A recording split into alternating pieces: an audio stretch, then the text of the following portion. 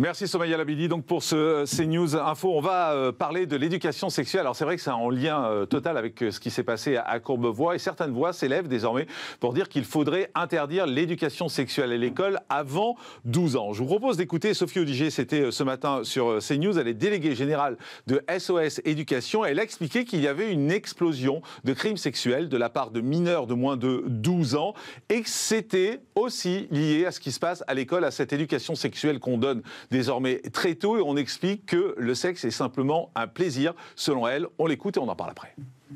L'éducation à la sexualité n'est absolument pas une priorité. C'est pas d'ailleurs ce que demandent les parents du tout. Les parents considèrent que jusqu'à au moins 12 ans, l'éducation, on va dire, au corps, à l'intimité, doit rester un espace protégé par les parents, assuré par les parents. C'est leur rôle, c'est le premier éducateur de leurs enfants. Nous, on a engagé une pétition contre ce programme qui présente des risques majeurs, notamment d'hypersexualisation et de sexualisation précoce des enfants, dont on en voit les conséquences aujourd'hui. On a une explosion, malheureusement, je veux dire, c'est une actualité récente, mais on a une explosion des crimes, des actes sexuels entre mineurs très tôt, des moins de 12 ans. Et ce n'est certainement pas en faisant une éducation à la sexualité plaisir, ce qui est prévu.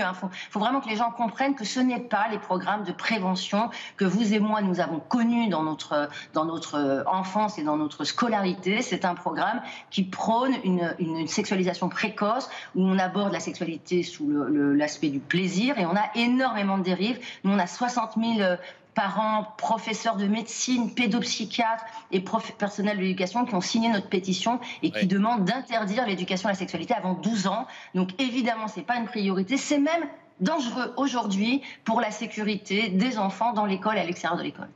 Voilà, il est intéressant ce discours parce qu'on l'entend assez peu finalement. Jean Dorido, bonjour, merci d'être avec nous, vous êtes psychologue. Interdire les cours de sexualité avant 12 ans, qu'est-ce qu'en pense le psychologue ?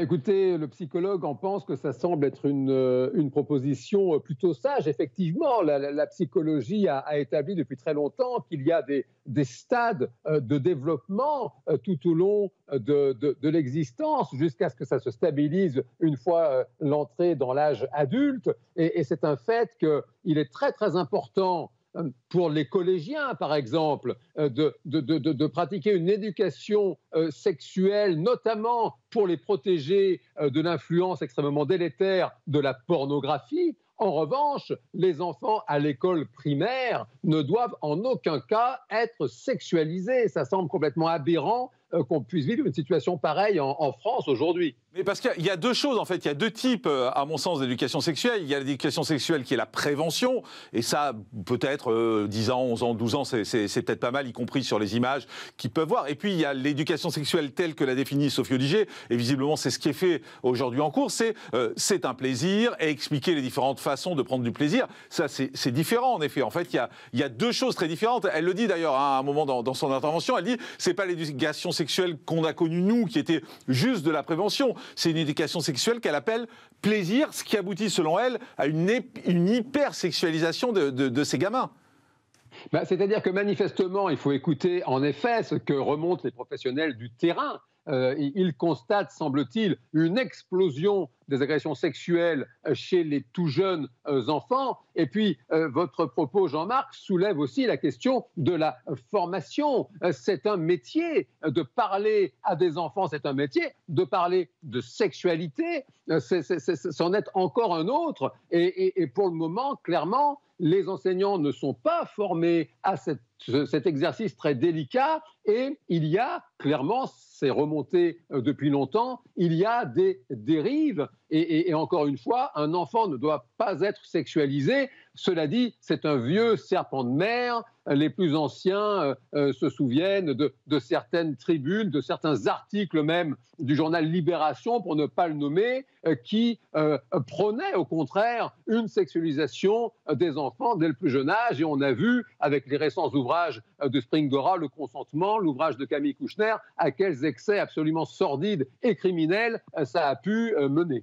La question, Jean Dorido, et ce sera ma dernière question, mais comment on en est arrivé là, au fond? Comment on en est arrivé à apprendre à des enfants de 9, 10, 11 ans la sexualité plaisir? C'est quoi? C'est une liberté trop grande? C'est la volonté de satisfaire qui, au fond? Parce que je ne suis pas sûr que les parents soient très satisfaits de ça. Les profs, je ne suis pas convaincu non plus. C'est quoi? C'est une idéologie qui a régné dans les établissements scolaires?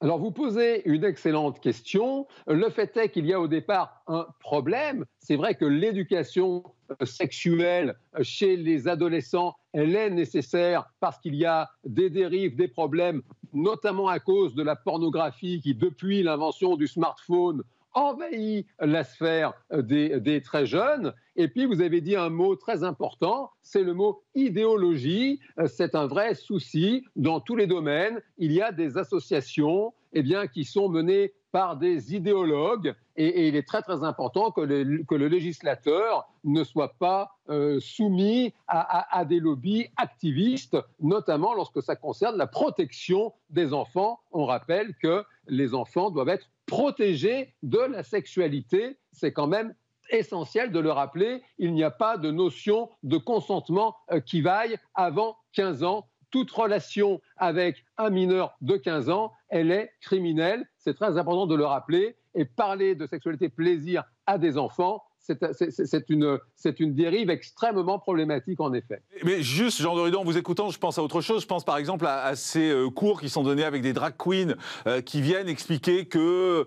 il n'y a rien contre les drag queens, bien évidemment, il n'y a pas de souci. C'est un spectacle, c'est un plaisir pour les adultes, bien évidemment, de voir ce type de spectacle. Mais quand ils viennent dans des classes avec des tout petits enfants expliquer qu'un garçon et une fille, un garçon peut être une fille peut être un garçon, etc., ça peut créer le doute, finalement, dans l'esprit de ces gens-là. Et encore une fois, il n'y a rien contre les drag queens, c'est des super spectacles, c'est des super shows, et il n'y a pas de souci là-dessus. Mais est-ce qu'un gamin de 6 ans, 7 ans, il faut lui montrer des drag queens qui expliquent qu'un garçon et une fille, ça peut être pareil, ça peut être interchangeable, etc.